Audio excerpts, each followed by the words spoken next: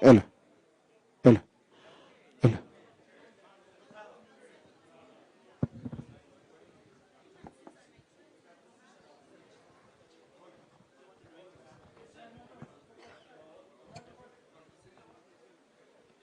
Nishike boss.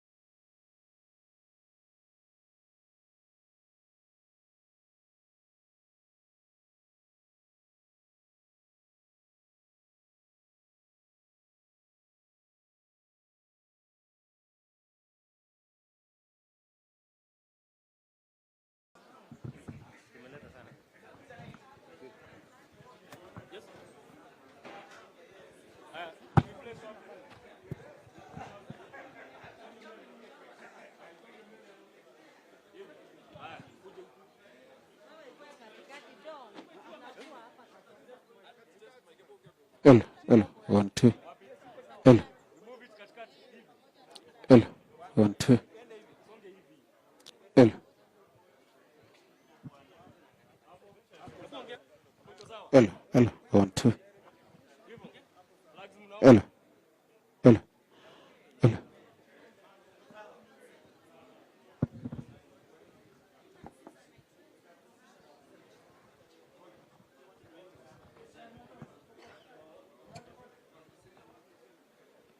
Nishike boss.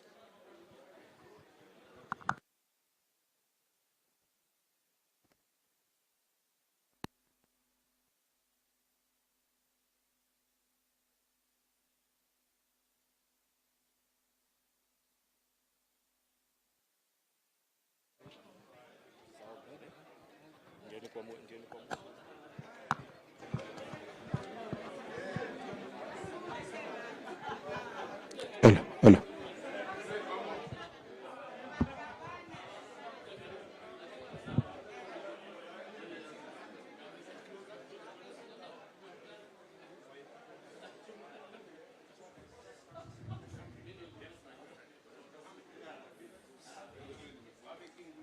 Ela. Ela.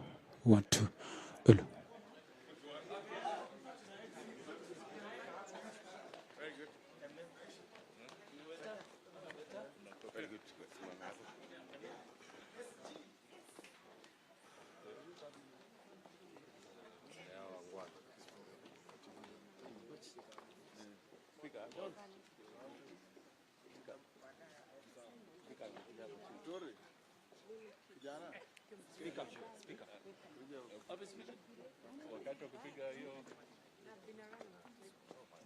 Kiti.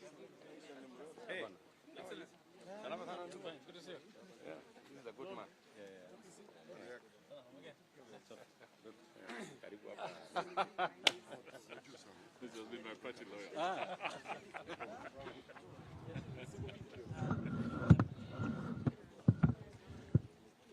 Are we ready? When we are ready, tell me.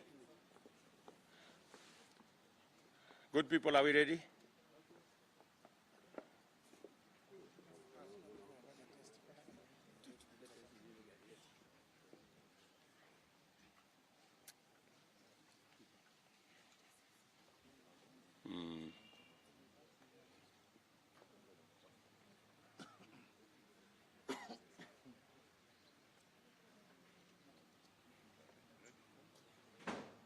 Mkiwa tayari mtatuambia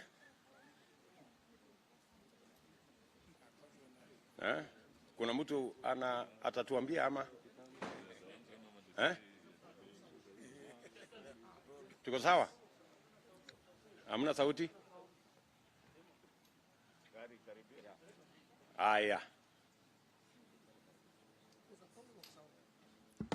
What is the no, it's okay. I think just weka pale.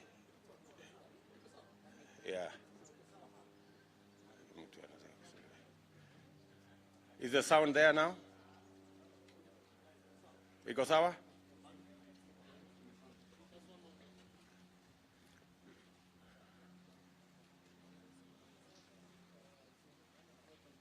Thank you very much. If you're ready, tell me so that we can go.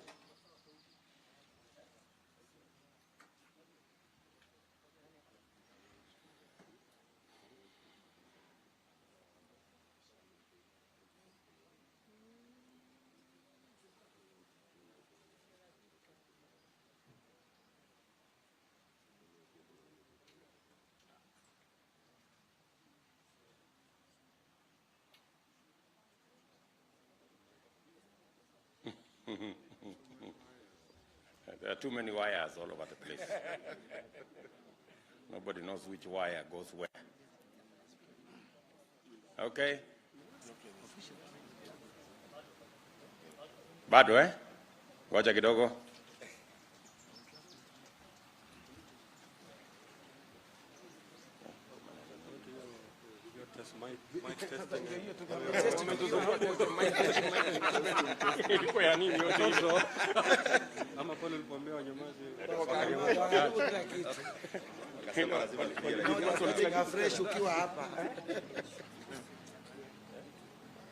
Ile mic testing yote mlikuwa mna.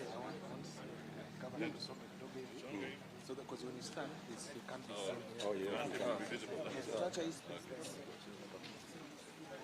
Really? Lakini kwingine ni kurefu. Kuna anti yangu ningesema mengi. Oh my goodness.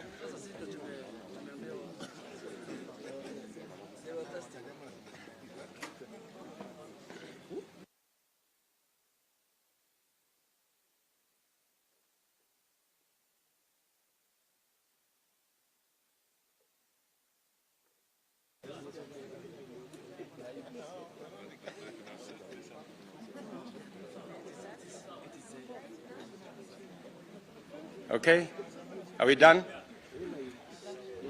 Well, good morning, ladies and gentlemen, and welcome to this press conference this morning. As the people of Kenya, we continue to refashion, reorganize, and replan our politics. We did insist that we are going to reset the politics of the Republic of Kenya. We committed to the country that we are going to change the foundation of our political discourse, and that the politics of our nation is no longer going to be about leaders, positions, and the mere sharing of power.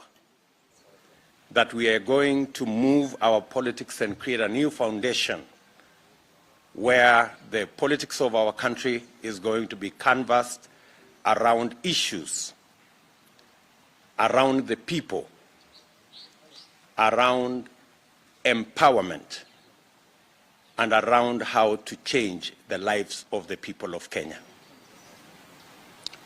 We continue to do this because we are determined to get away from personality cults, personality politics, to politics founded on political institutions that share common values, that share a common agenda, and that share a common plan. As Kenya Kwanza, we meet here this morning again because the Pamoja Africa Alliance Party, PAA, with its leadership, led by Governor Jefferson Kingi and his team, we have signed a coalition agreement with them, and today we are announcing formally that PA is a member of the Kenya Kwanza Alliance. And this agreement, as my brother Amason Kingi is going to tell you, is not about the leaders. It's about the people and the people issues. And I am, on behalf of the Kenya Kwanza Alliance, a very happy person. All of us as a family are happy that we have been joined by the Maendeleo Chap party. You heard the statement of Governor Alfred Mutua yesterday, and today we're being joined by Governor Jefferson Kingi with his team, again as we march on to a Kenya of new possibilities. Those of us in Kenya Kwanza are happy to welcome PA, Jefferson Kingi and his team from PA into this great movement, and together walk the journey of making Kenya a better place, a place where every citizen has value, and a place where every hustle matters. So I will take this opportunity now to ask my brother Amason Jefferson Kingi, the governor of Kilifi County, and also the party leader of PA, to come and make his statement, and then we will make some concluding remarks. My brother.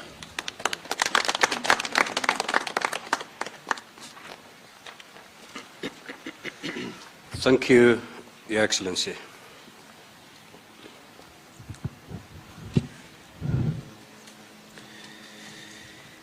Allow me to read a statement, a written statement, which is very much unusual of me. On the 8th of May, 2022, Pamoja African Alliance signed a coalition agreement with Kenya Kwanza Alliance. This was after a series of consultative meetings with Pamoja African Alliance stakeholders that ended with PA's NEC passing an official resolution to join Kenya Kwanza Alliance. PA, as a political party, was founded to pursue a buffet of both local and national objectives. Due to the historical and continued marginalization of the Coast region, Pamoja African Alliance prioritized 3 agenda items so as to address this endemic vice. The first is the land question at the coast. The second is the region's economy. And the third is inclusivity in mainstream public service of the coastal parcel. Since Pamoja African Alliance was not fielding a presidential candidate for the 2022 general elections, and in order to pursue and achieve these objectives, Pamoja African Alliance had to look for a suitable partnership that was willing to specifically commit to address these 3 main issues affecting the coastal population. Initially, Pamoja African Alliance had hoped to join the Azimio political configuration. Unfortunately and regrettably, Pamoja African Alliance had to opt out midway of Azimio for 3 fundamental reasons. Reason number 1, why we walked away from Azimio: the legal process for PA to be legally in Azimio could not be completed, as it was frustrated by the flat refusal of Azimio to make available a copy of the Azimio agreement which would have enabled PAR to table the same before our neck for ratification as demanded by the party constitution. Reason number 2, the dealings in Azimio are shrouded in disturbing deep secrecy and mistrust. Consultations and decisions are made by a few and forced down the throats of the majority of the constituent parties. Number 3, due to the above 2 reasons, it became difficult for PAR to pursue its 3-item agenda for and on behalf of our people within the Azimio configuration. Apart from the usual rhetorics during political gatherings, there is absolutely nothing to show in terms of commitment for the coastal people in the Azimio configuration. In the past and during campaigns, presidential candidates have always verbally promised the coast people heaven, only to forget what they promised once they got into power. This time, the coast people were not going to accept anything short of a written commitment that can legally be enforced. Therefore, as a party, we had to seek for alternative partners who were willing to commit in writing the implementation of the 3 primary agenda facing the coastal people. After short but deep and intense engagement with the Kenya Kwanza Alliance partners, PAR signed a pre-election agreement detailing how the 3 agenda items will be addressed immediately Kenya Kwanza Alliance forms government after the 2022 general elections. And for avoidance of doubt, the agreement provides, amongst other things, that upon winning the presidential election scheduled for the 9th of August 2022, Kenya Kwanza Alliance administration shall ensure the following within the 2022-2027 development cycle. Number 1, reverse all operational changes that have been carried out in the recent past, whose effect has been to relocate some of the core activities of the Kenya's main seaport from Mombasa to inland depots in Nairobi and Naivasha. To this end, the necessary administrative and legislative measures shall be undertaken within a year effective 9th August 2022. As you're aware, the port operations have all been moved inland, and that has caused immeasurable sufferings to the people of the coast region. Hence the need to reverse that. 2, put in place necessary reforms to ensure the Port of Lamu brings measurable employment and other economic benefits to the local communities. 3, revive the cashew nut, coconut and bixia industries, especially in the coast region, by funding the same. 4, involve local communities in the management and benefit sharing of the resources associated with the blue economy. 5, establish a benefit sharing arrangement between the national government and the local communities in the coast region in respect to mining and other natural resources. 6, review the Coast Guard Act and other laws to enhance the protection of local communities' fishing and other economic activities. Number 7, address the historical land injustices, especially at the coast, including necessary reforms of relevant laws and the setting up of a land compensation fund to assist the locals to progressively acquire or purchase land from absentee landlords. To this end, budgetary allocations shall be provided for to achieve these aims effective 9th August 2022 for the entire 5-year period. Number 8, promote inclusivity of residents of the coastal region into the management and equitable benefit sharing of the national assets located at the coast. Lastly, ensure equitable representation of residents of the coast region in national government appointments and the equitable representation in all cadre of civil service, disciplined forces, Kenya's diplomatic staff, and all sectors of the public service. So these are the core issues that PA brought to Kenya Kwanza, and we are happy to announce that all these issues have been captured well in the written agreement that was signed on the 8th of May between PA and Kenya Kwanza. Now, for the reasons outlined above, we have no doubt that once Kenya Kwanza Alliance forms government, a new chapter that will bring hope to our people will officially begin. You must have noted in my statement that our coming to Kenya Kwanza has got nothing to do with individual positions. We are not interested. Ours is to make sure the problems facing our people are given priority. The issues that are always a campaign issue, that everyone coming to the coast, because they know we have land problems, they'll promise us that once I become president, I'll handle the land question.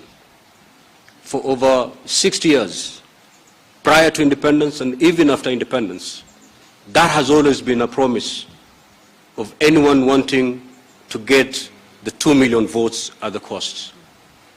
Today, the coastal person is saying we are not taking nothing short of a written commitment. And we're happy that we couldn't get this in Azimio, but Kenya Kwanza have agreed, and indeed they've done it. They have put this as a commitment that if we win, and we're going to win, the 9th of August 2022 elections, these issues are not just a promise, they are commitment. It is a covenant between Kenya Kwanza and the people of Coast. We have no reason as a region to go elsewhere other than Kenya Kwanza. We absolutely feel our plight, that our pain will be eased in the Kenya Kwanza administration. The coastal chapel they're looking for is to end the derogatory and demeaning title of being called squatters in an independent country. That has to end. And it cannot end through promises.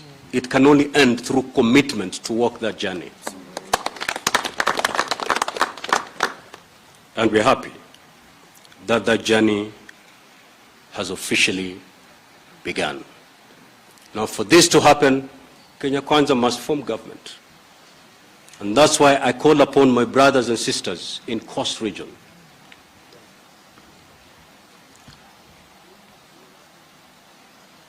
that the failing of Kenya Kwanza to capture government on the 9th of August 2022 will spell doom to us as a region. If Kenya Kwanza goes down on the 9th of August 2022, so will our dream as a region. We have a commitment in Kenya Kwanza, we have rhetorics on the other side. That is the difference.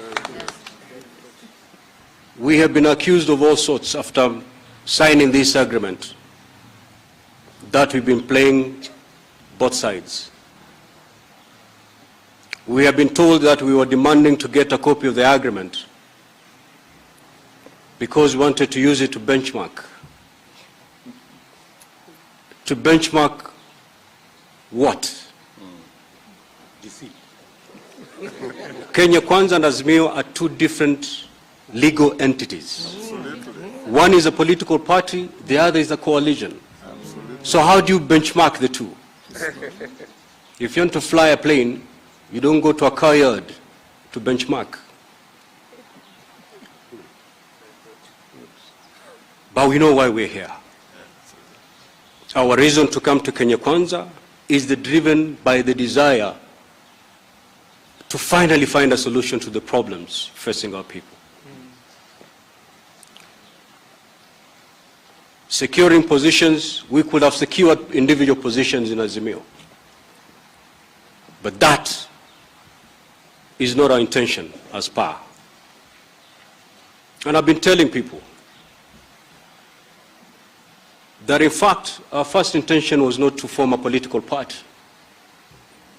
At the time PAR was being formed, this country had over 80 political parties. But we felt there was something missing. None of these parties felt the pain the cost person was feeling. And therefore, PAR was born. PAR is more than a political party. Ni kilio cha haki. Tunalilia haki na safari ya kupata haki yetu imeanza.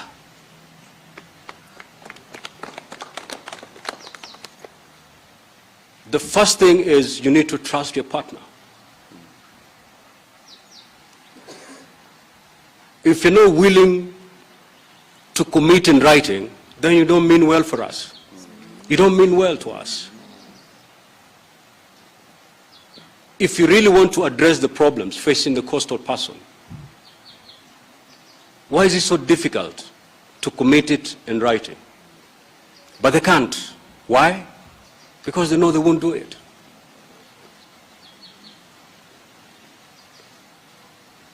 That will not be tolerated by our people. And this time around, our people have said, look here, we are not going to accept nothing short of a written commitment. And thank you, Deputy President. Thank you with your Kenya Kwanza Alliance team for accepting to put these issues and taking them as a commitment that once you're sworn in as the 5th president of this country, you will address these issues. Not everybody who calls upon the Lord's name will go to heaven. Not everybody who calls himself the 5th becomes the 5th. PAR today brings to this team a lot of determination and energy to win the elections. That's what we bring to this team. We bring good faith. To the Kenya Kwanza Alliance team, as a party, we have just walked away from dishonesty. We hope we don't find it here. We have walked away from mistrust. We hope we don't get it here. We have walked away from political deceit. We hope we don't get it here.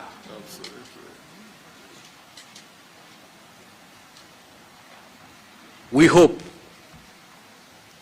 that respect and trust will be the glue that binds this alliance.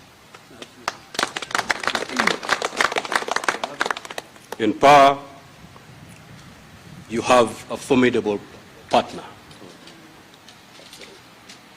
In PAR, we talk less and do more.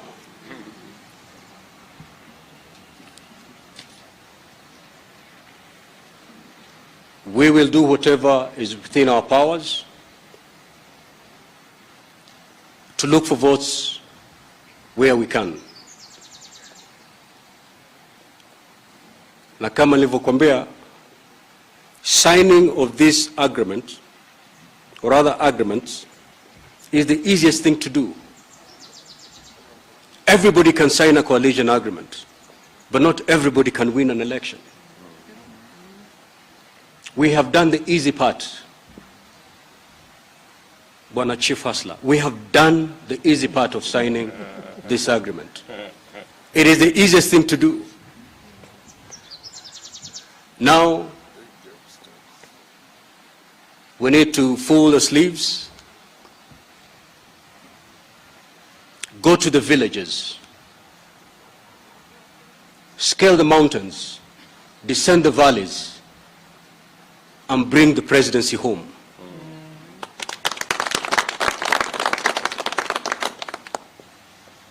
It can be done, and it shall be done with God on our side.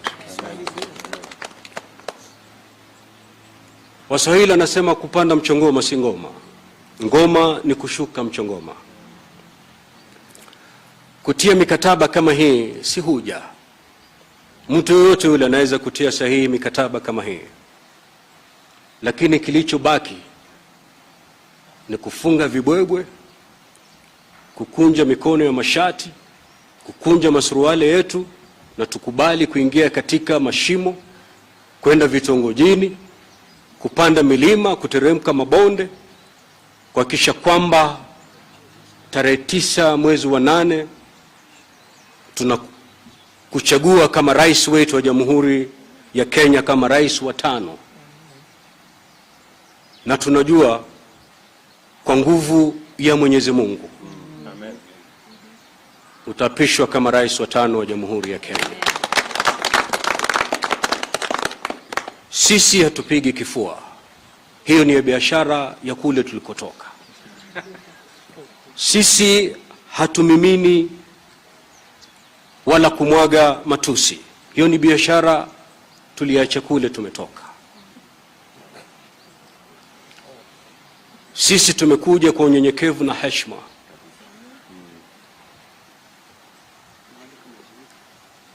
Na ombi letu ni kwamba yale yote ambayo yamefanya tuchukue virago tuje hapa, tusiyapate mambo haya katika upande huu.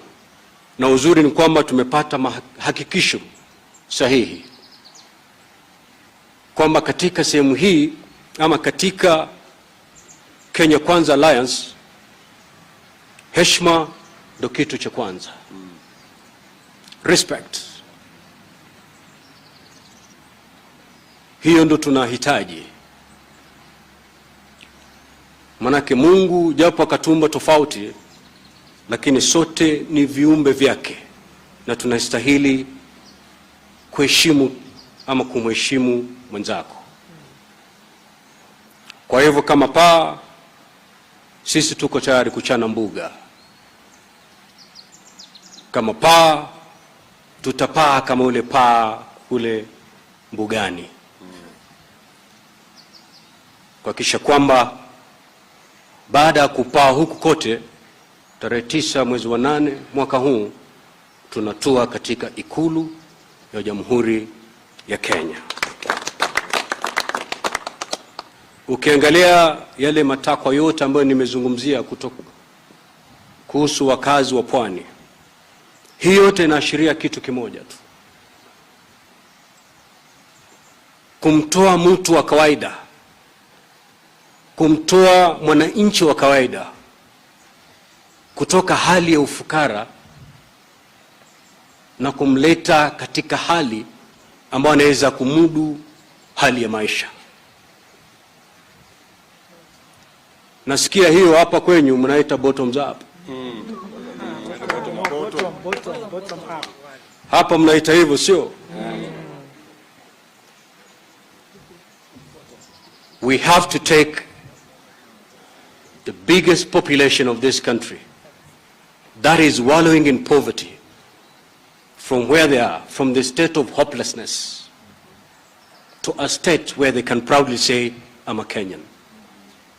And I believe with what PAS stands for and what Kenya Kwanza stands for, Kenyans have reasons to smile once Kenya Kwanza administration is in place.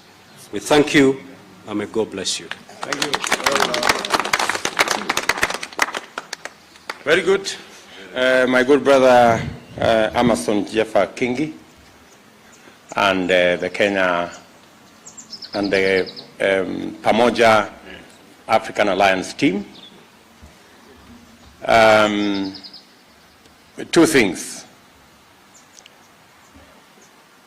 The party leader of PA has confirmed that we have made a commitment as Kenya Kwanza that the issues they have brought to the table on matters to do with the land, on matters to do with the economy of the coast region, on matters to do with public service inclusivity for the people from the coast region, are matters that we have not only agreed, but we have made as a commitment by Kenya Kwanza.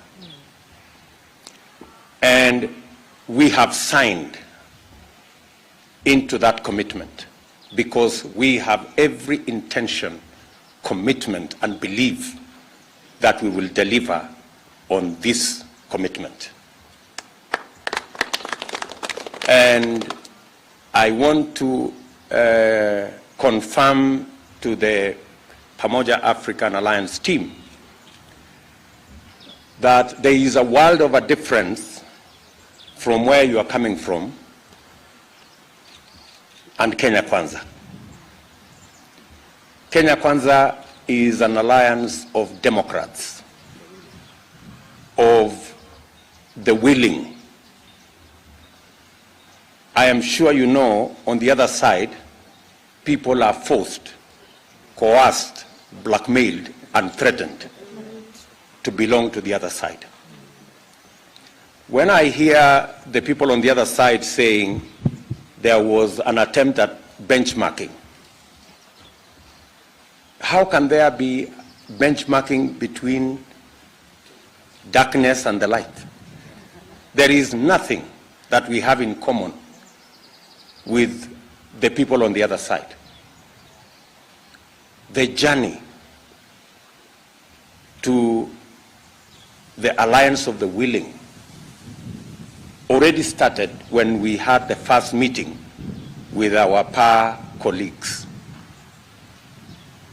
Different from the agreement they signed on the other side, which they were never allowed to read, which they don't have a copy.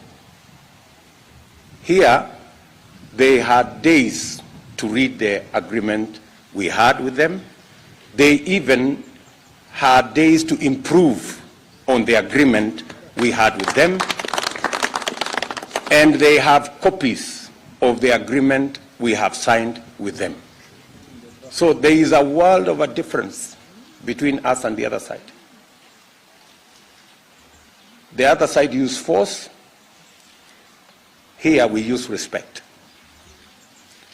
The other side are deep in secrecy, deceit, and conmanship. Here we are an open, transparent coalition of Democrats, the free and the willing. So we want to tell our friends on the other side, good people, there is nothing that we share with your modus operandi. There is nothing to benchmark between Kenya Kwanza and the other group. I also want to say that on the matters that my good brother Amason Kingi, on matters to do with the port, it was never the intention of the government of Kenya to build the SGR so that the coast can be impoverished. That was never the intention. In fact, the converse was the intention. The SGR was meant to make the port much more efficient, better, and to improve the business and the fortunes of the people in the coast. Unfortunately, a few people took hostage the whole program and ended up with selfish programs that benefit a few people to the detriment of the entire population of the coast people. And we have made a commitment that administrative issues, legal issues, we are going to undertake both administrative and legal steps to reverse what has become the biggest impoverishment of the people of Mombasa and the coast in its entirety. the commitment to having resources allocated so that the people of the coast can progressively begin to acquire land from absentee landlords is a commitment Kenya Kwanza has made to the people of the coast and to the people of Kenya. The issue of people living as squatters in their own country in the 21st century, 60 years or 50-something years after independence, is not something that anybody would want to second guess. That is a matter brought to the table by power, and we have given a commitment as Kenya Kwanza that we will work together beginning on the 9th of August to travel that journey and get the people of Kenya to be, the people of the coast especially, and the rest of the people of Kenya to live in their country not as squatters, but as citizens and owners of land in their country. So again, let me say on all our behalf, we welcome PA and team to Kenya Kwanza. We give you our commitment that together with you, we will work tirelessly to change the foundation of our country and to get rid of deceit and conmanship from the politics of our country. It is the least we can do for the people of Kenya. You have said correctly that you're committed to this journey and you will roll up your sleeves. And I want to tell you, we will walk together.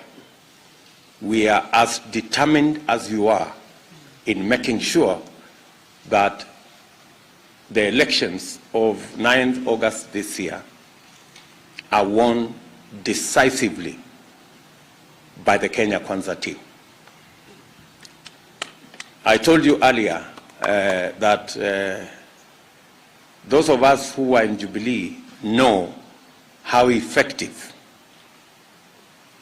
and how committed and how efficient you and your team are, because we were victims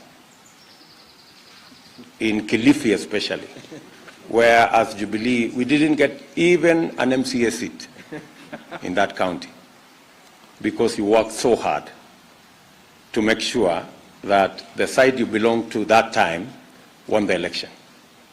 So we are confident that if you bring the same zeal into Kenya Kwanza, we have no doubt in our minds that Kilifi will be 98% Kenya Kwanza, and the rest of the coast will follow suit. Thank you very much. Let me maybe request a few of our leaders just to say one or two things before we take some questions. Maybe I will start with Hassan. Where is Hassan? Hassan, 1 minute, Hassan, from Lamu. Assalamu alaikum wa rahmatullahi wa barakatuh. Kwa ndugu zetu wa Kristo, God is good all the time, and that is the nature of God. Sisi safari yetu imeanza mbali, lakini leo mashua tumeitoa kwenye kitanga, tumeitia kwenye maji, na kapteni yuko tayari, na chief captain wa kutuonesha ndia yuko tayari, na chief captain wetu ni Samuel Arap Ruto, na captain wa jahazi yetu ni Kingi Jefa. Ndugu zangu, hii safari haikuwa ni rahisi, lakini nataka kuambia kitu kimoja muhimu sana. Kingi amekuwa akishauri kila memba wa PA tutatukua njia gani.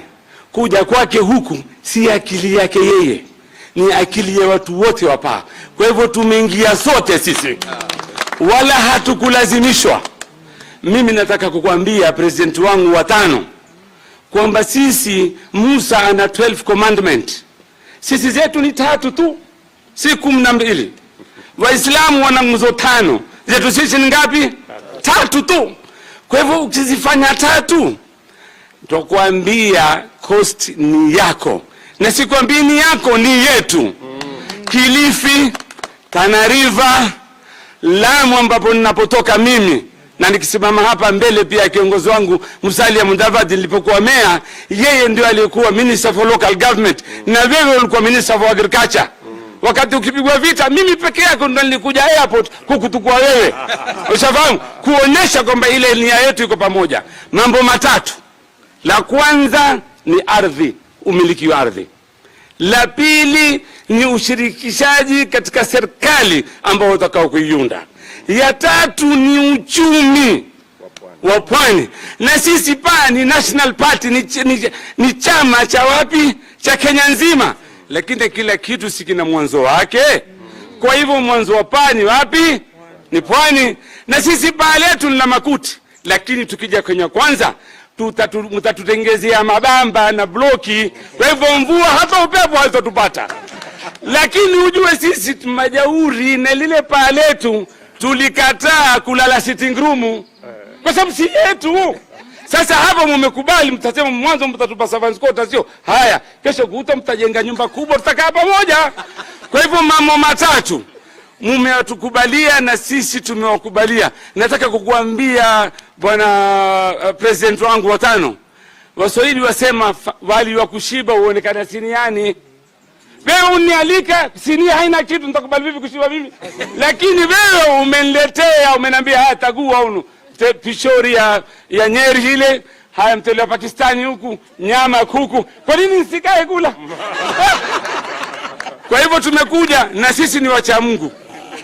Sisi ni wacha Mungu, Kingi ni mcha Mungu, na sote ni wacha Mungu. Tumemweka Mungu mbele kama unavyomweka wewe Mungu mbele. Kwa hivyo tumweke Mungu mbele, hakuna jabali lolote litatupinga sisi. Wala hakuna bahari yoyote itatuchina sisi kuvuka. Wala hakuna hao mamba tunaodhawa sisi. Tukitia mamba huondoka tutavuka pia. Kwa hivyo la mwisho nikikwambia tu kwamba Waswahili wana msemo wakienda vitani, usema farasi na nyangwa hizi usiandike kwa mate.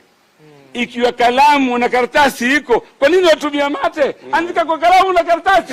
Na hili leo umetuhakikishia kwamba ushatuandikia, umetufurahisha. Wajua ile ndoa ya kwanza ilikuwa ni ya mpango wa kando. Hii ya sasa ni ya kanisani na msikitini. Kwa hivyo ina blessing. Adandwale aelewe kisema maneno hayo. Kwa hivyo sitaki kusema mengi, lakini narejelea. Nguzo zetu ni ngapi? Ni 3. Na sisi watu wa pwani tunao uwezo, tuna experience ya kuiongoza serikali.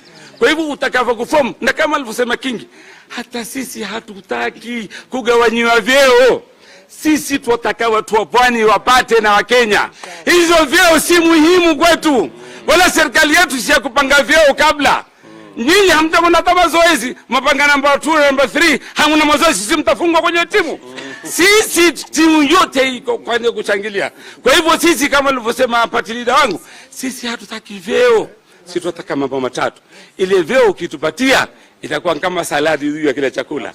Nimemaliza haya nikisema Bwana asifiwe. Thank you very much Hassan. Asante sana. Wacha nimuulize ndugu yangu party leader wa Ford Kenya Moses Wetangula aseme kwa mafupi. Asante sana ndugu rais wetu wa tano. Nimemsikiza rafiki yangu Kingi kwa makini sana. If a distinguished senior lawyer like Amason Kingi can sign an agreement and be denied to go away with a copy, it tells you the depth and width of dishonesty and deceit with the people that you are dealing with. Here in Kenya Kwanza, we are open, we are transparent, and we deal with each and every Kenyan with dignity, and we know that we are moving together in the right direction. We have been growing through very steady, phenomenal, and incremental momentum that can only leave everybody concluding that victory is yonder. And the joining of power in the Kenya Kwanza Alliance is just but another milestone that fortifies the belief, trust, and commitment of Kenyans in this change direction that we are giving Kenyans. We are not looking for opportunities, for leaders. We are looking for change in the lives of the Kenyans that have lived in abject poverty due to acts of men and women through uncaring systems that have been in our midst. So Bwana Kingi na timu yako, tunawashukuru sana. Mwalimu Nyerere alisema ni afadhali kuwa na uhusiano na mjinga kuliko kuwa na uhusiano na mpumbavu. Kwa sababu mjinga akijua shida inakwisha. Mpumbavu hata ukijaribu namna gani hakuna lolote atajua. So mumeleta mambo kwa meza yetu. Wale ambao walikuwa hawajui hawakuwa wapumbavu, walikuwa wajinga. Na sasa wamejua shida imekwisha. We want to make sure that a Kenyan, wherever they are, whether in Vanga at the tip of southern Kenya or in Kibish at the tip of northern Kenya, they all have access to the same care from the national government like everybody else. For too long we have lived in a system where the spelling of your name matters more than the content of your brain. And this is the Kenya we are trying to change. So Pa, our brothers and sisters from the coast, many of us have lived with you, practiced our professions with you. We appreciate and understand and feel your feelings, and you have just arrived where you belong. And those other friends of ours we are competing with will not change. There's no way you can teach old dogs new tricks. And as we say, problems shall never be solved by the same levels of thinking that created them. And that's why they cannot let you even see what you have signed. I was amused to see today in the papers, they say they allowed you to look at the document. They don't say they allowed you even to read the document. They allowed you to look at the document.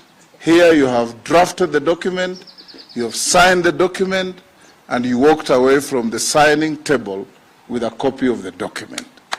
That is the difference, like day and night.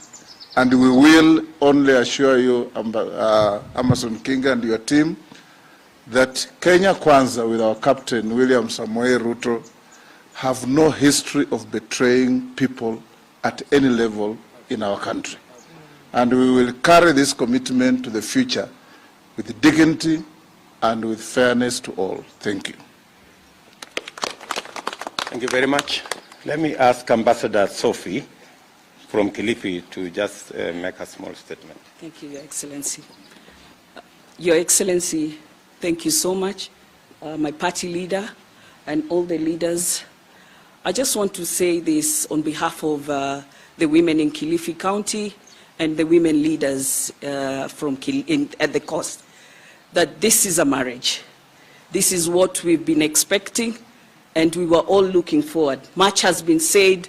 My party leaders has said all about what we've been doing on the ground, but I just want to assure you, our president, incoming president, the fifth president, that we are up to the task. And we will take whatever it takes, that we will dedicate this seat, the presidential seat, that as the people of Kilifi, we will definitely deliver.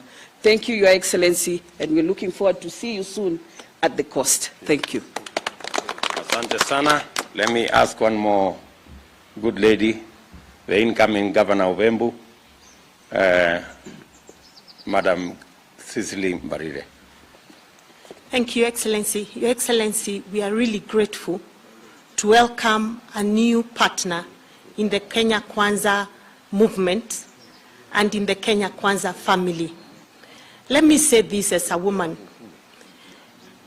When a woman gets married and the man marrying her is willing to take her to church or to the mosque and announce to the whole world that they will be with you through thick and thin, times of good health and bad health, then you know that man is very serious. And that is the marriage we are witnessing today. A marriage of issues that we are willing to tell the world. Not a marriage of positions, but ensuring that the people of Kenya become the agenda for us as the leadership of this country. I'm glad that this is a journey we started quite a while ago. And I remember when we first had our first meeting with His Excellency, the President, the Deputy President, and the next President of this country, we, the people of the mountain, told him we were more keen about the issues affecting our people more than the positions. And you can hear that is the rallying call across the country, that people are tired of being told you're safe in our hands because your guy sits at the top. People want to know they are safe because their issues have been taken on board and they'll be taken care of. And therefore, Your Excellency, this is the journey we want to walk with you, a journey of trust. We want to end the politics of deceit. We have exactly 3 more months to kick out politics of personalization, politics of positions, and politics of deceit, and bring in the politics of issues that affect our people. I am extremely impressed by Governor Kingi, his commitment to the issues affecting the people of Coast, and therefore it is time for the people of Coast to know who really means well for them and who puts their issues before their own positions. That's really a great show of maturity, and we look forward to delivering a Kenya Kwanza government that is issue and people-centered. Thank you. Asante sana. We have a very big team here, but I will share the next 4 or 5 minutes amongst 3 good people. Let me ask the chairman of UDA, Johnson Mudama, to come and just make some brief remarks. And then I will ask Rigathi Gachagua to also come and make some very brief remarks. And then the Speaker of the National Assembly, and then I will ask our brother Musalia to conclude.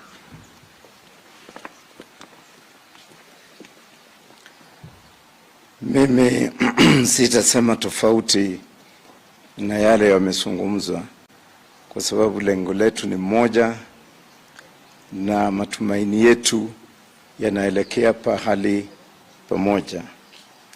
Lakini cha muhimu ni kwamba nyumba ya Kenya Kwanza inaendelea kukua. Inakuwa kwa kuwaleta Wakenya pamoja. Na vile mmesikia, matumaini yetu ni kuunganisha taifa ili liwe taifa la mtu mmoja na taifa moja. Tunajua kwamba vile Mheshimiwa Kingi amesema, kukubali mkataba ni kitu rahisi mno, lakini kufanya kazi na kuhakikisha kwamba tumeshinda, hapo ndio kuna kazi. Kwa hivyo tutatembea taifa nzima tukiunganisha Wakenya. Wanapaa sandeni kwa kuja na kukubali kuandamana na sisi, kwa sababu mlikotoka nyinyi, sisi tulikuwa kule na tulikuwa kule pamoja na nyinyi. Na kazi iliyofanywa Pwani, ile naibu wa rais anasema sasa, tulifanya pamoja na tulichangia kuhakikisha kwamba NASA imefagilia viti vyote na kulikuwa kuna nafasi ya Jubilee. Kwa hivyo sasa huko tumesoma, tumeangalia, tumegundua kwamba huku ni nafasi za kibinafsi na watu wanaojitakia makuu na haja zao wenyewe. Hapa chini ya naibu wa rais Mheshimiwa Ruto ambaye atakuwa rais wa 5 ni kuangalia maslahi ya Wakenya, na tunasimama na hayo. Let me also thank the Ford Kenya team, ANC team, because they started coming in, and together we have come where we are, and we continue uniting this country. Thank you very much, Your Excellency.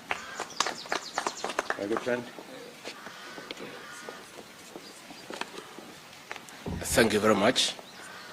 This is a meeting on convergence, and Governor Kingi and your team, we are very happy and very impressed because the same motivation that has guided you in the decision that you have made is the same that guided us from the mountain 4 years ago. Issues that we shall be with a leader, with a formation that prioritizes the issues affecting our people. More so the guaranteed minimum return for our cash crops, coffee, tea, milk, rice, miraa. We have been intimidated to move from that position, and we have been very firm that we are only ready to partner with that leader, with that coalition that will address the issues that affect our people. Governor and your people, there has been a misconception. As you pursue the land question, there has been a misconception at the coast that we people from the mountain took away your land. That is not the case. When you are with us, feel comfortable. We are also victims. The few people from the mountain who took the land from the coast people also took land from the Mau Mau and from the peasants from the mountain. So as you pursue the land question, we are partners. Number 2, the issue of the Port of Mombasa, the perception that the business has been diverted from the coast to the disadvantage of the coast people to favor the people of Naivasha and Nakuru is not true. The port that has been taken to Naivasha is in somebody's land. It is a private diversion. It has nothing to do with us. So as we pursue that together, we are victims together, and we shall work together for a common purpose. Thank you very much. Okay, Mr. Speaker. Thank you, Your Excellency, and I must say that I'm quite happy this morning to indeed be part of the welcoming team to our brothers from the PAR and generally the coast region. And I believe the statement by Brother Kingi is testimony to the fact that contrary to some claims that the coast is somebody's bedroom, it is indeed somebody else's home. And therefore you cannot go to somebody's home and purport to claim any bedroom there. We will work with you, Governor Kingi, and your team. And as you've said, we want to roll up our sleeves and walk the talk. You are joining a team, a coalition of the willing and free. I did say on the day that I also joined that I have come freely without any conditions, and that therefore those that may have assumed that they have a hold on how we think or how we do things are going to get a shock of their lives. And I'm sure with Brother Musalia Mudavadi recently, 2 weeks ago, we did predict the crumbling of that other side. And today is testimony of that prediction. We will work with you. We will correct the ills that have happened, and this is the team to do it. Thank you very much. Adan Duale, can you say just one minute? Thank you, Your Excellency. And we are happy to receive more parties, including PAR, that share our vision and our objective. And I think Kenyans will see that this coalition of the willing and the free is a coalition of members who in one way or the other over the last 10 years in their respective corners, political corners, were victims of political deceit and conmanship and blackmail and intimidation. As from Jubilee, I think the Deputy President is a clear manifestation of what we went through in our corner. And Honorable Musalia, Honorable Wetangula, and Jefferson Kingi, and many others are also a clear manifestation of the people they are dealing with. But I want to say it in 1 minute, Your Excellency, that going forward, and that's why you see Kenya Kwanza doing county forums. It is the people to decide, the next government. That today we are talking about the people of Coast region, which we share many, those of us from the north. So when we go to the north, we will tell the people of the north what is their interest, what successive governments never provided. We will talk about the extrajudicial killing by the state among the coast and northeastern counties. We will talk about how the economies of those people have been destroyed. We will discuss with the people, those who suffered citizen registration and discrimination, both in coast and in the north. And I'm sure all the problems that Kenyans are facing are found in the other corner. You know, when I met Honorable Governor Kingi, I told him, you know, when you discuss the issue of the port, when you discuss the issue of land, when you discuss the issue of the blue economy, you are going to the owners of that problems. You know, the guys who own land issues, the guys who perpetuated land issues, guys who transferred and killed. And I hope Governor Joe is listening to me. And today there's a world of difference between Kingi and Joe. Joe decided to go to bed those who perpetuated injustice against the people of the coast. Whether it is Mombasa and the port, whether it is Lamu in terms of extrajudicial killing and Kwale, whether it is the land issue.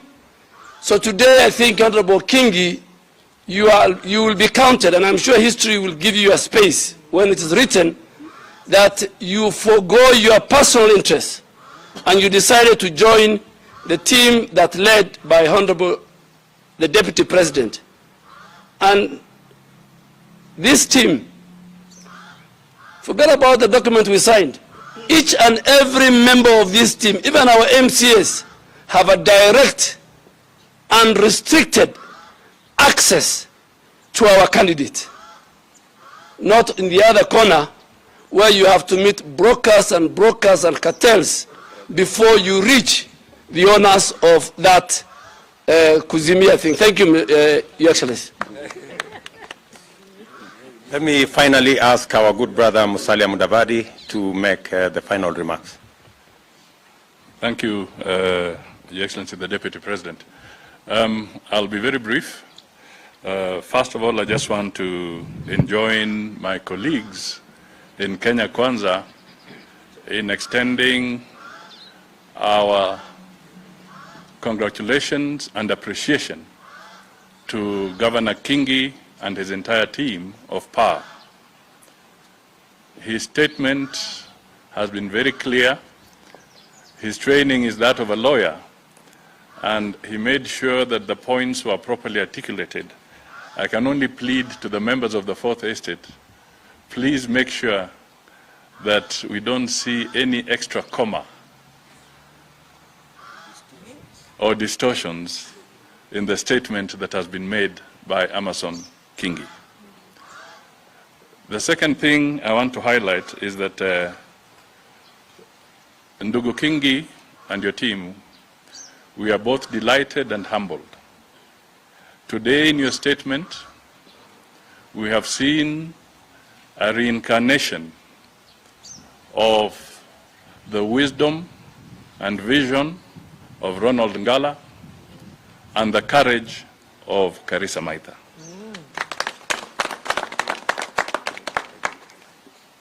You have come out so powerfully on behalf of the people of the coast region. You have done something that you may not know the full impact yet, but you have said no to the politics of hostage taking. Politics of hostage taking. There are so many people in Azimio, and what PA has done, to tell you the truth, is to send a very strong signal to those who are still being held hostage and suffering under that bondage, that they can actually set themselves free. So please, Kenyans, let us take this as a very significant milestone in our politics, a very big day for Kenya Kwanza, a very big day for the coast region, a very big day for all Kenyans, that we have to chart our own destiny. Finally, let me just add that those guys, ya kuzimia, please, for the media, keep on bringing this out. They are a coalition party.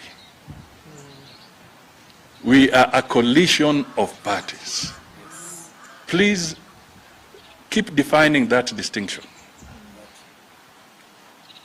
And we are very flexible. For those who may not have joined us, because the deadline of 8th, when you're submitting the coalition document, has now passed us. But there is a very clear provision, especially from Kenya Kwanza, that we are also ready to engage in post-election coalition agreements. So if anybody, for some reason, was still being held hostage and they felt that time has run out, we want to tell you time has not run out. You can join the Kenya Kwanza team, campaign with us, work with us, and we shall execute a post-election arrangement with you. Thank you so much. God bless you all. And once again, hats off to PA and the people of Coast Region. Asante sana.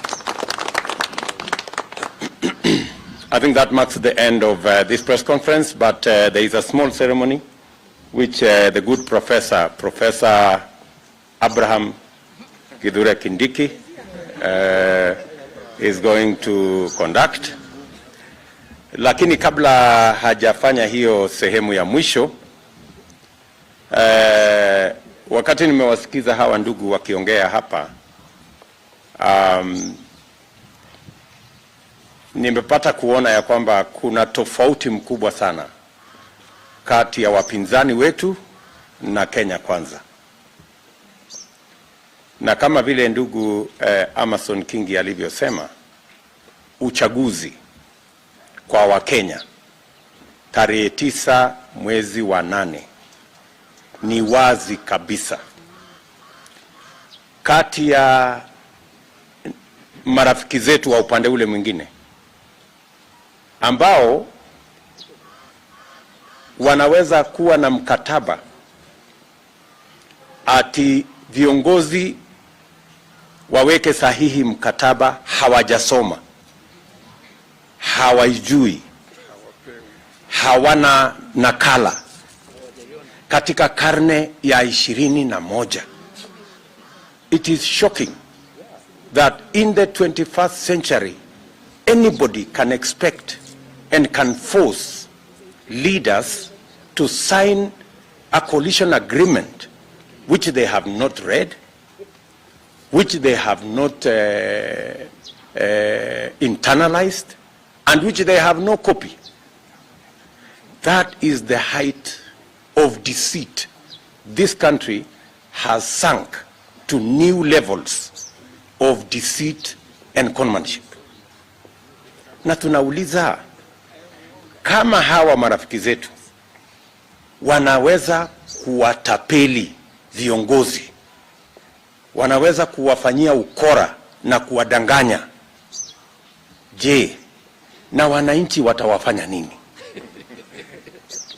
Si hao wananchi watawahangaisha na kuwafanya watumwa?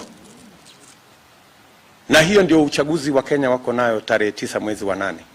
Wale ambao wanawatapeli viongozi na kuwafanyia ukora na kuwadanganya na kuwafanya wananchi eti kuwa watumwa wao kupitia kwa mambo ya udanganyifu. Na Kenya Kwanza ambayo tumeweka mambo yetu wazi, mikataba yote tumeandika yako wazi, na tumeweka commitment sio kwa mambo ya viongozi lakini kwa mambo ya wananchi wa taifa letu la Kenya. So the choice for the people of Kenya is as open and as clear as day is from night. And that is the discussion, and that is a contest the people of Kenya will be faced with on 9th August this year. Professor.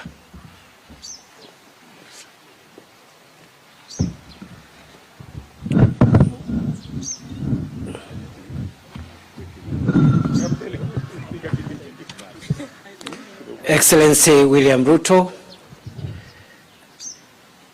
all leaders present, both from Kenya Kwanza and PAA, which is the latest member of this coalition, I want to say 4 quick things in 1 minute. 1, I confirm that the coalition agreement entered into between Kenya Kwanza and PAA was an agreement agreed upon freely without any inducement, coercion, threats, intimidation, blackmail, or anything of that nature whatsoever. And I confirm that much of that agreement was a product of the valuable input from PAA leadership and their lawyers. In that connection, I want to thank those who have worked with me to realize this agreement. Steve Kithi from PAA and Kipchumba Murkomen from Kenya Kwanza are the lawyers who helped us put this together.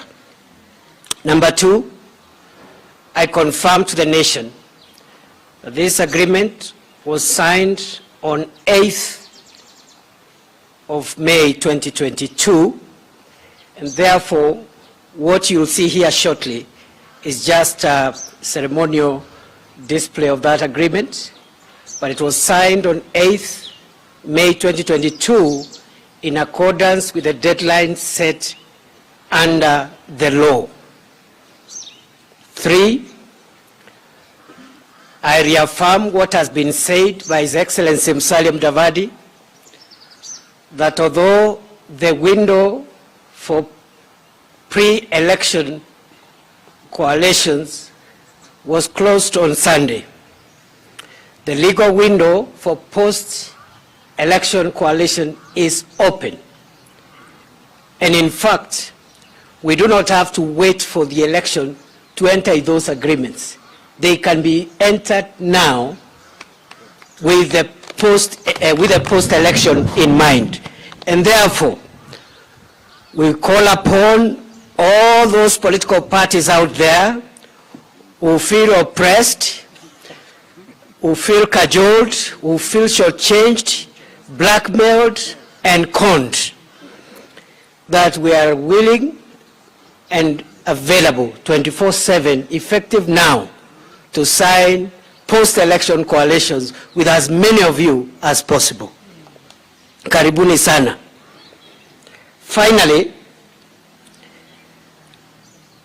I also want to confirm to the nation that this agreement is free of any legal encumbrances because PAA moved to court, and as we speak, the court has frozen and temporarily suspended the attempted illegal and forceful joinder of PAA to the Azimio group, pending the final determination of this matter. So there are no legal encumbrances as we speak. I want to assure our members and our opponents that that matter which is pending final determination, which has been filed by PAA and their members, is so lethal. In fact, I foresee that that case will bring down the other group just as BBI collapsed. But let us wait and see. But I can tell you without fear of contradiction, the days of those who have obtained the consent of others through threats, intimidation, malice, coercion, and concealment of material facts, their days are numbered. For now, we soldier on and welcome on board PAA. Welcome to Kenya Kwanza. It is now my singular honor and duty to invite the team leader of Kenya Kwanza, who is our presidential candidate, His Excellency William Ruto, to perhaps one step forward, together with Governor Amason Kingi on behalf of PAA, for a symbolic exchange of documents and a photo opportunity. And after that, the other leaders of Kenya Kwanza and PAA will join them in that photo. Your Excellencies, Jefferson Kingi and William Ruto.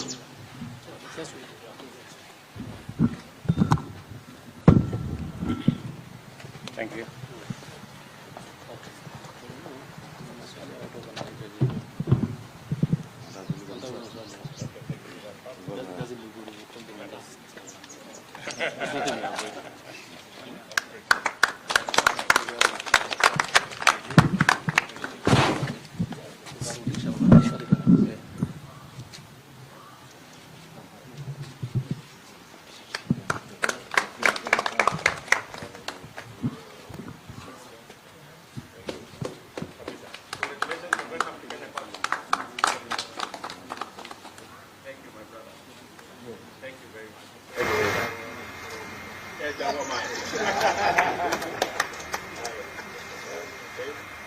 Sasa acha nikukaribishe katika Kenya Kwanza.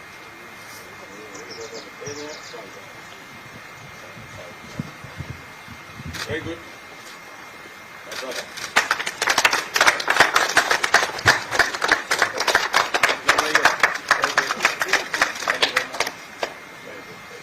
Ni kubwa sana.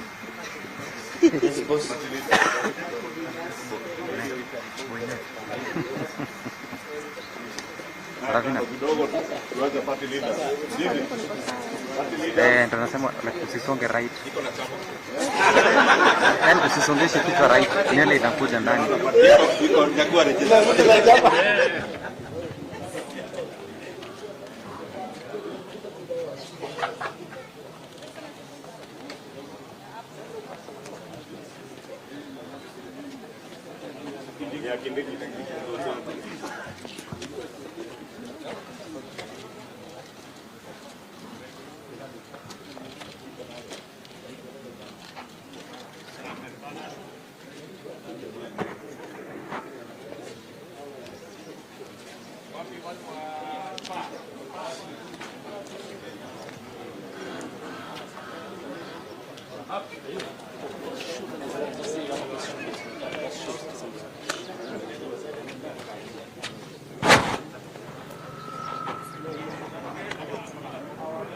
One on the right can come.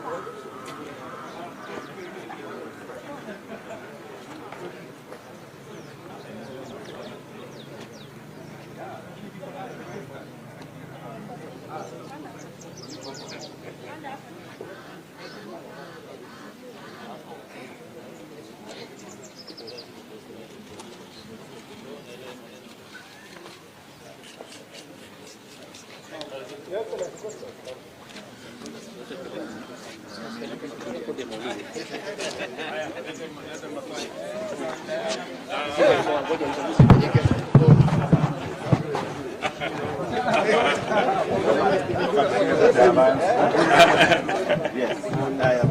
Alliance people. I am very happy. I am. You know, the same things we say here, the things we've discussed for the last many years. Aya, mko na maswali? I will take one or two questions from the good people of the further state.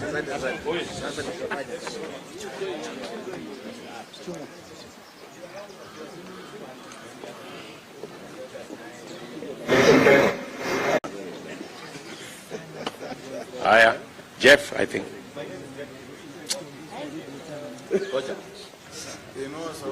Our technician there. No, but you can hear this one, but you can't hear that mic.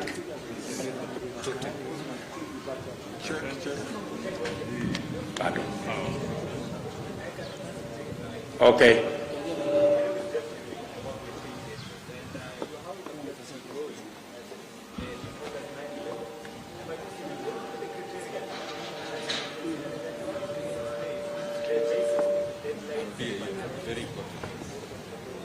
Thank you very much, Jeff. As you have heard, Kenya Kwanza is built on the foundation of issues to do with the people. The issue of the running mate is an important one, but that issue doesn't give us sleepless nights, because we are an alliance built on people issues, not on positions for leaders. So our issue of the running mate is the easiest of the issues that are on our table. The issues that exercise our minds, the issues that give us sleepless nights, are the people issues, like the ones that have been brought on the table by our good friends from PAR. Those are the issues that exercise our minds, the issues about the whole concept of how we are going to change the foundation of our politics, on how we are going to move on with the transformation of our economy so that the economy works for every Kenyan. I want to assure you that as Kenya Kwanza and as a candidate in the next general election, we will have our running mate forwarded to the IEBC before the deadline. Excellency, are you from page 4? Two quick questions for you and the governor. As a key, There is not. As a key serious political stakeholder seeking the top office in the country, owing to the opening up of all parties, forming the UDA party, which you said would end ethnic balkanization of the country and unify Kenya. That dream is very contrast with the party that we formed on the 10th of September 2016. We're now bringing many political parties under the coalition that now is the head of the polls. What assurances and guarantees are you giving Kenyans that you imbue ideology and policies in Kenya's political establishment and a priority to constitutionalize our politics? Question number 2 for Excellency Governor. You attended the UDA Party National Delegates Convention. I need to quote you. You said in the presence of the President that if this formation you meant as mayor does not sit in State House by August the 9th, will be exposed to utachinjwa Mheshimiwa Rais, na unajua nani atakuchinja. You meant the President. And I bet you meant the Deputy President. Now that you have come on board the Kenya Kwanza coalition, leading the Pamoja African Alliance, in the eyes of many Kenyans, this is clearly double standard. So where does the moral authority lie for you as a lawyer? Thank you very much. Let me first say that the people you see here are the people who believe in political parties as institutions of governance in Kenya. And we are committed to building the politics of Kenya on the basis of political parties that have an agenda, a program, and a manifesto on matters to do with the issues of the people of Kenya. You have said correctly that we formed the Jubilee Party on the same premise, but you are also acutely aware that the Jubilee Party was hijacked by crooks and conmen and cannibalized into what it is today. And you know those characters. They did everything. They chased everybody. They made it not possible for those of us who are in Jubilee to continue being members of Jubilee. That is why today 90% of what was in Jubilee is in Kenya Kwanza. And that is clear testimony that there was a problem that made Jubilee what it was. In this formation, and that is why this formation continues to grow, the deceit that we were subjected to in Jubilee is what is absent in this formation. That's why we are saying we are committed to reconfiguring the politics of our country so that it is on the basis of political parties as institutions of governance, on the basis of a program and an agenda about the people of Kenya. That was the original intention of Jubilee. But when Jubilee was hijacked by characters who had other ill intentions, and that is why the program we had as a party, the Big Four plan that would have created jobs for young people using our housing program, the plan we had on matters to do with universal health coverage, the plan we had on agricultural transformation, the plan we had on manufacturing, agro-processing, value addition, that whole plan collapsed when the party was hijacked by people who had sinister, selfish intentions. And that is why we ended up in a conundrum called BBI that ended up at a place called null and void. So that's where the whole thing fell apart. And that is why we are re-engineering the politics of our country, and power is now a big stakeholder together with all the other parties that we are that forms this alliance as we take the country to the next level. And let me also say that whatever was said in the Jubilee NDC by all the speakers there, many people mistook Jubilee for a honest political formation. But surely, even if it were you, after you have been told, you have been blindfolded and told to sign an agreement at night, an agreement you have not read, and an agreement that you don't have a copy, would you continue to be in that formation, even if it were you? You know, if you are subjected to that kind of mistreatment and deceit and conmanship and deception, would you continue to be in that kind of an arrangement? I think it's only fools who don't change their minds. When you are faced with a situation like the one that our brothers have been subjected to in the Azimio conundrum, you have no option but to make other informed choices as you move forward in the politics of our nation. But I'm sure Governor Kingi will.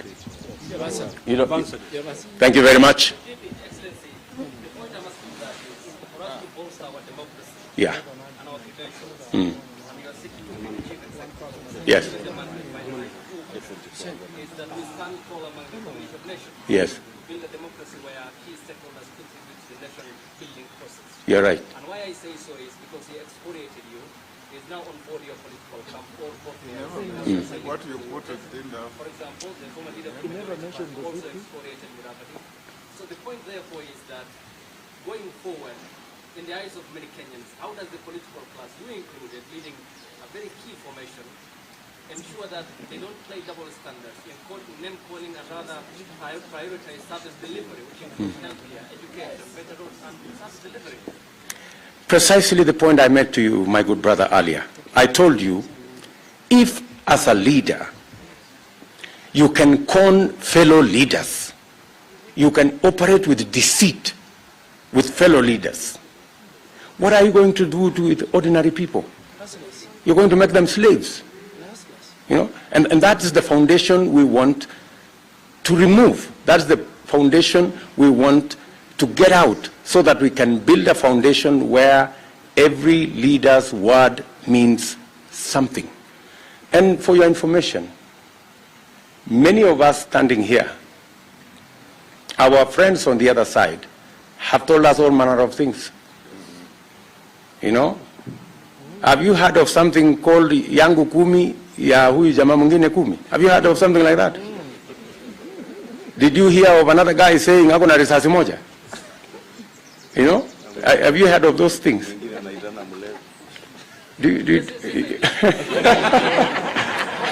So, I mean, that's the thing we want to get rid of.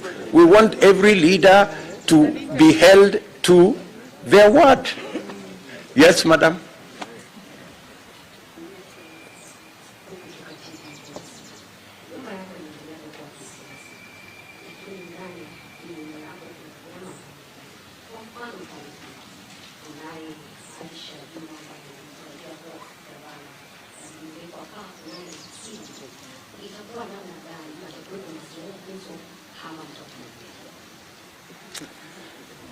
Vile umeona hapa katika mkutano huu, tuko na Governor Kingi, tuko na Bwana Kithi ambaye anatafuta kiti ya ugavana kule Kilifi, na tuko na Mama Aisha Jumwa ambaye pia anatafuta kiti kule Kilifi.